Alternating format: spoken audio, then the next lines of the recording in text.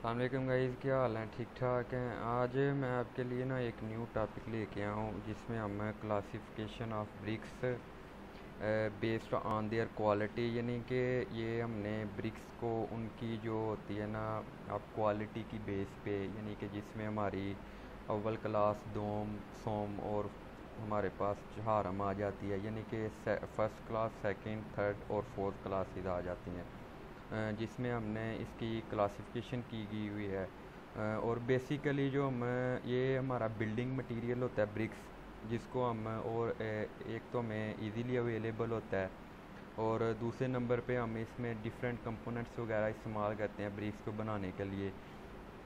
तो ये इसमें हमारी क्ले होती है, उसके अलावा हमारे पास सिलिका सैंड जिसको कहते हैं, और लाइम वगैरह जिसको चूना कहते हैं, और इसके अलावा अदर इंग्रेडिएंट्स होते हैं, जिसमें हमारे ब्रिक्स की मैन्युफैक्चरिंग में जो सबसे ज़्यादा मटेरियल इस्तेमाल होता है वो हमारी सैंड होती है, यानी कि 50 से 60% जो हम सैंड इस्तेमाल करते हैं। और इसमें क्ले जो होती है इसमें हम 20 से 30% इस्तेमाल करते हैं। और हमारे पास जो लाइम जिसको हम चूना कहते हैं, इसकी सबसे मिनिमम क्वांटिटी होती है, जिसको हम आप समझ लें 3 से 5% इस्तेमाल करते हैं। और जो अदर इंग्रेडिएंट्स होते हैं उसको हम 10 से 12% इस्तेमाल करते हैं। और ये जो हमारी क्ले होती है इसको हम बेसिकली इस्तेमाल करते हैं अपनी शेप्स जो होती है ब्रिक को, उसमें हमारे काफ़ी हेल्प देती है। और ये सैंड वगैरह और इसका जब हम बांड बनाते हैं तो हमें एक प्रॉपर जो उसकी स्ट्रेंथ अचीव हो जाती है। और लाइम वगैरह जो हम इस्तेमाल करते हैं इसमें हमें इसका ये फ़ायदा होता है कि ये ईंट को जलने में यानी कि काफ़ी मदद देता है, और जो रिएक्शन वगैरह होना होता है उससे हमें मतलब काफ़ी हेल्प मिलती है। और इसके अलावा हम इसकी अब क्लासिफिकेशन पे चलते हैं कि ईंटों को हमने 4 क्लासों में डिवाइड किया है बेस्ड ऑन देयर क्वालिटी। तो इसमें पहले नंबर पे हम फर्स्ट क्लास ब्रिक्स देखते हैं, सेकंड क्लास ब्रिक्स है, थर्ड क्लास, फोर्थ क्लास है। आगे हम चलते हैं फर्स्ट क्लास ब्रिक्स, जो ये हमारी अव्वल जिसको हम कह लेते हैं, इनका एक तो हमारी ये स्टैंडर्ड साइज़ होता है और स्टैंडर्ड शेप होती है, यानी कि इसमें बिल्कुल किसी किस्म की हम गुंजाइश नहीं देते। और इसके अलावा ये फुल बंट होती हैं, यानी कि फुल यानी कि हाफ इसके अलावा ये जो हमें रिक्वायर्ड प्रॉपर्टीज़ होती हैं, जैसे मैंने आपको बताया है कि हमारी क्ले इतने परसेंट होती है, और इसके अलावा सैंड जिसको कह लें, और हमारा जो लाइम होता है, और अदर इंग्रेडिएंट्स जिनकी जितनी जितनी परसेंटेज होती है वो इसमें शामिल होती हैं अव्वल क्लास ब्रिक्स में। और इसके अलावा आप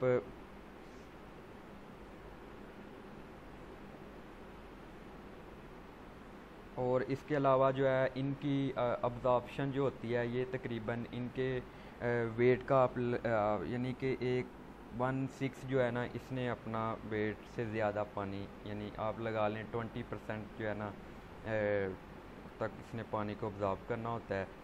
और इसके अलावा आप चले जाएं, इसको अगर हमने चेक करना है साइड पे, तो इसका बेहतर हल है कि आप इसको ना तकरीबन 1 मीटर की बुलंदी से फेंकेंगे, तो यानी कि इसमें ये टूटने के चांसेस है बहुत कम होते हैं। और इनका कलर भी एक होता है। इसके अलावा इसमें जो हमारे जो अदर जो हमने अपनी क्वांटिटीज़ बताई है, यानी कि जो हमारी अव्वल क्लास बिक्स में होनी चाहिए। और इसके अलावा इसमें जो हम अगर इसको चेक करना है साइड पे, तो इसका कलर वगैरह हो गया, इसकी एब्जॉर्प्शन होगी, और इसकी जो स्ट्रेंथ होती है ये हमने चीज़ें चेक करनी होती है। सेकंड क्लास में हम चले जाएं, ये हमारी जो है होती हैं, ये उससे मतलब इनकी कम स्ट्रेंथ होती है, इसमें थोड़ा बहुत कलर में फ़र्क होता है। और इसके अलावा इनमें जो हमारा स्टैंडर्ड शेप और साइज़ ये सेम होना चाहिए। और इसके अलावा जो है इसमें थोड़ा बहुत इनकी जो ईंटें होती हैं इनमें फ़र्क आ सकता है। इसके अलावा अगर इसकी सरफेस जो होती है उसको हम चेक करें, तो फर्स्ट क्लास और सेकंड क्लास की बिक्स में इसमें जो सरफेस में रफ़ हो गई, यानी कि। और ये जो हम नॉर्मली यूज़ करते हैं ये वाल वगैरह में, और जो हमने प्लास्टर करनी होती है। तो इसके अलावा इसका जो होता है इसकी जो स्ट्रेंथ होती है ये तकरीबन 70 kg पर सेंटीमीटर स्क्वायर होती है। तो इसके अलावा आप चले जाएं, इसका जो हम अगर इसको हम अब्जॉर्प्शन चेक करें तो 1/4 यानी 1/4 यानी कि इसका अगर वो हम उसको अब्जॉर्ब टेस्ट करते हैं तो उसके बाद जो हमें स्ट्रेंथ या उसकी अब्जॉर्प्शन आनी चाहिए वो 1/4 यानी कि उसका चौथा हिस्सा करें तो हमें वो जो अब्जॉर्प्शन मिलेगी वो होनी चाहिए। अगर वो उससे कम ज़्यादा होती है तो वो हमें सेकंड क्लास में नहीं आएगी। थर्ड क्लास में चले जाएं, इसमें ये हमारा एक तो ये पक्की तरह जो है ना मकम्मल इनकी वो नहीं हुई होती, पक्की नहीं होती, और इनके जो एजिज़ वगैरह होते हैं वो भी टूटे फूटे होते हैं। और इसके अलावा इसमें जो हमारा इसको हम अगर आपस में टकराते हैं तो इससे हमारा साउंड, जिसको आप कह लें साउंड, एक प्रॉपर तरीके से नहीं पैदा होगा।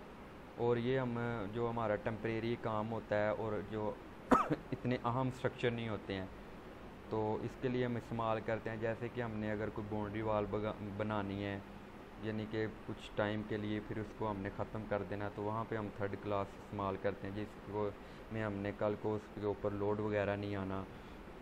और इसके अलावा हम इसको जो हमारी फाउंडेशन वगैरह बनती हैं जिसमें हम एज ए ब्रिक ब्लास्ट भी इस्तेमाल कर सकते हैं। और इसके अलावा इसको हम जो हमारे लो कास्ट स्ट्रक्चर समझ लें या एक जो छोटा अपने कोई नॉर्मल काम करना है तो उसके लिए हम इस्तेमाल कर सकते हैं। तो आगे हम चलते हैं, इसमें हमारी फोर्थ क्लास आ जाती है। ये कलर इनका जो फुल डार्क होता है, शेप भी इनकी इरेगुलर होती है। अगर हम इसको साउंड चेक करें तो ये भी ना को हमें प्रॉपर साउंड नहीं मिलेगा। और अगर हम इसको 1 मीटर हाइट से फेंकें तो ये जल्द टूट जाएगी। इसके अलावा ये बहुत ज़्यादा जली होती हैं और इनको हम एज ए फाउंडेशन में इस्तेमाल करते हैं एग्रीगेट के तौर पे। और इसके अलावा जो हमने फ़र्श वगैरह करने होते हैं उसमें इस्तेमाल कर सकते हैं। और रोड वगैरह जो हमारे बनते हैं उनकी साइडों पे भी हम इस्तेमाल कर सकते हैं। तो ये अगर इनको हम इनमें जो अब केमिकल कंपोजिशन होती है जो उसको अगर चेक किया जाए तो उस और फर्स्ट और इसमें काफ़ी डिफरेंस होता है। तो ये अब मुझे उम्मीद है गाइस आपको समझ आ गई होगी फर्स्ट सेकंड और थर्ड और फोर्थ क्लास में हमारा क्या फ़र्क होता है ब्रिक्स में। तो हमें जो हमारे जो काफ़ी इम्पोर्टेंट स्ट्रक्चर होते हैं उसके लिए तो कोशिश करें कि अव्वल क्लास को यूज़ करें, और जो हमारे इतने इम्पॉर्टेंट नहीं होते उनके लिए हम सेकंड कर लें। और जब से जो नॉर्मल स्ट्रक्चर हैं यानी कि जिनके ऊपर लोड नहीं आना उसको हम थर्ड क्लास के तौर पे लेके आते हैं। और इस तरह ये ना मुझे उम्मीद है आपको समझ आ गई होगी। तो ये टॉपिक इसको और इसके अलावा आप ये इसको देखें, ये एज ए हम इसको बिल्डिंग ये हमारी यूज़ हैं, इसके ब्रिक्स को हम कहाँ कहाँ पे यूज़ कर सकते हैं। तो इसमें हम जैसे कि हमारे फर्नेस वगैरह होती हैं, चिमनीज़ वगैरह होती हैं। इसके अलावा हमारे जो स्टील कॉलम वगैरह होते हैं उनको हमने अगर प्रोटेक्ट करना हो फायर से उस उधर भी हम इस्तेमाल कर सकते हैं। एग्रीगेट के तौर पे भी हम इस्तेमाल कर सकते हैं। इसके अलावा हमारे फुटपाथ होते हैं, साइकिल ट्रैक्स होते हैं। इसके अलावा हमारी जो सीवर लाइन होती हैं, इसके अलावा आप देख लें हमारे रोड वगैरह उनके जो एजिंग करते हैं उसमें इस्तेमाल करते हैं। हमारी अगर बाउंड्री वाल बन रही हैं, पैरापिट वाल बन रही हैं, यानी कि एक हम इनको काफ़ी वसी यानी कि लेवल पे इस्तेमाल कर सकते हैं। और एक तो हमें ये इजीली अवेलेबल भी है और एक तो हमारी इसमें ये है अभी काफ़ी सस्ता, और अगर हम इसको अच्छे तरीके से स्ट्रेंथ भी हम अचीव कर सकते हैं। और मुझे गाइस उम्मीद है आपको समझ आ गई होगी। और ये काफ़ी इम्पॉर्टेंट टॉपिक था और ख़ास करके जो हमारे इंजीनियर हैं इसको समझें और दूसरों के साथ भी शेयर करें। Thank you.